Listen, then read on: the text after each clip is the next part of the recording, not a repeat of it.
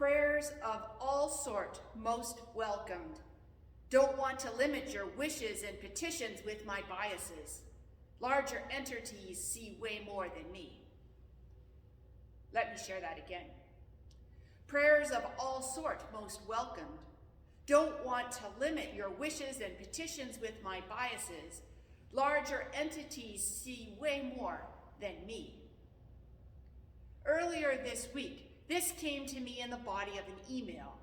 It was from a person who is walking with a loved one through a pretty scary medical diagnosis and treatment plan. The person's words articulate for me the purpose of Lent. Prayer of all sort, for sure. In Lent, we do a lot of praying and confessing. But the most Lenten part, I don't want to limit with my biases.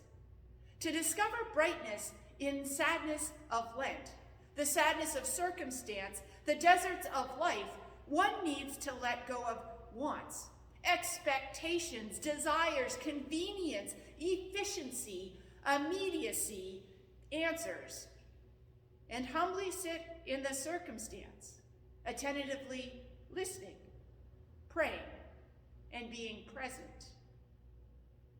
There are large entities that see way more than we.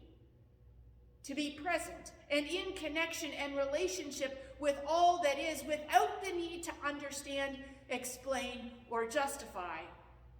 This is embracing Lent. Lent is about being open and vulnerable and trusting that, as the prayer of Julian of Norwich says, all shall be well, and all shall be well, and all matter of things shall be well. The desert. Human beings on their own do not do so well in the desert, whether the desert is a health crisis, grieving a loss, forced transition, shifting society, or decaying systems. These desert spaces are uncomfortable, and too often we mindlessly pray that the roulette wheel of bad news will skip our number so that life rotates onward, on course, and without interruption. The truth that we so voraciously try to push aside is that life is full of interruption, the uncomfortable and the chaotic.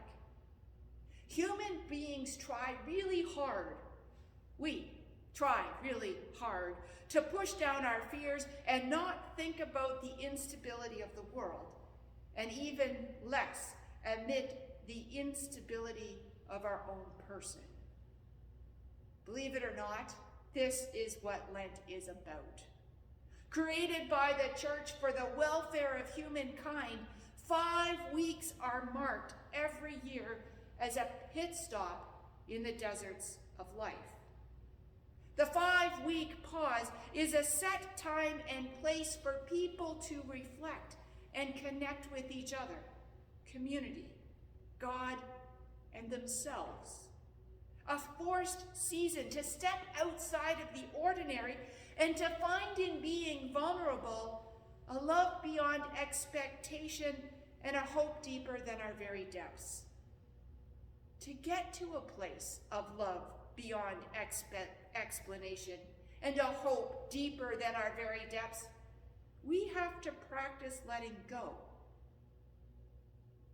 Lenten rituals, Lent prayer, Lent themes are presented by the church for the people, for us to do this hard work.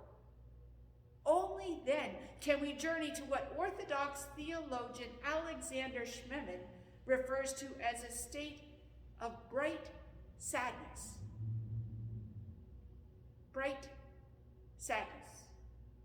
The season of Lent does not shy away from heavy topics: sin, death, the devil. The church has curated a series of stories from the Bible to be told each year. The stories are not for the faint of heart. This is not magazine reading where one can flip through quickly looking at the pictures. The stories are the kind that cause trouble. Take the story from Genesis. Interpreters of the Bible have spent much time through the centuries discussing, debating, and pointing fingers at whose fault it was that Adam and Eve were kicked out of the Garden of Eden. Much theologizing has and does occur on the theme of who birthed sin into the world. Honestly, does it matter? This year, thanks to a devotional book I have been reading, I came to the text with a new perspective. Consider for a moment that the discussion and the debate are a smoke screen set in place as a distraction to keep us from taking an honest look at ourselves and our own relationships, pinpointing the separation and the sin in our lives that has hurt our connection with God, with others, with creation, and even with our inner self. It's more comfortable for us to point fingers, especially back to the beginning of time, putting sin at a distance in someone else's hands. It is the separation that put Eve and Adam out of the garden. The brokenness of our relationships keeps us out of the garden. The garden. Jesus in his last days arrived in the Garden of Gethsemane, not the paradise of Eden, but a place of bright sadness. He gets to this holy place because he took time to go to the desert. In the desert, in a Lenten practice, Jesus chose to be vulnerable, to let go by praying, and not limit the situation to his biases. Jesus humbly wandered in the desert, attentively listening, praying, and being present, speaking to each human desire as it arose and remaining present. Let them go, each thing in turn. Knowledge, wealth, power. To move past human desire, to fall into a love beyond expectation and a hope deeper than human depths. A place where one is fed by angels. Ronald Rolheiser, an oblate of Mary Immaculate, wrote, "For us, Satan and wild animals refer particularly to the chaos inside of us that normally we either deny or simply refuse to face. Our paranoia, our anger, our jealousies, our distance from others, our fantasies, our grandiosity, our addictions, our unresolved hurts, our sexual complexity, our incapacity to really pray, our faith doubts, and our dark secrets. The normal food that we eat, distractions, busyness, entertainment, ordinary life, works to shield us from the deeper chaos that lurks beneath the surface of our lives. Lent invites us to stop eating, so to speak.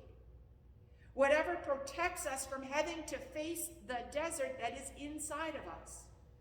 It invites us to feel our smallness, to feel our vulnerability, to feel our fears, and to open ourselves to the chaos of the desert so that we can finally give the angels a chance to feed us. So come, open your heart and rest in the desert. Come, seek a love beyond explanation and a hope deeper than our depths. Prayer of all sort, most welcomed. Don't want to limit your wishes and petitions with my biases. Larger entities see far more than me. Thanks be to God. Amen.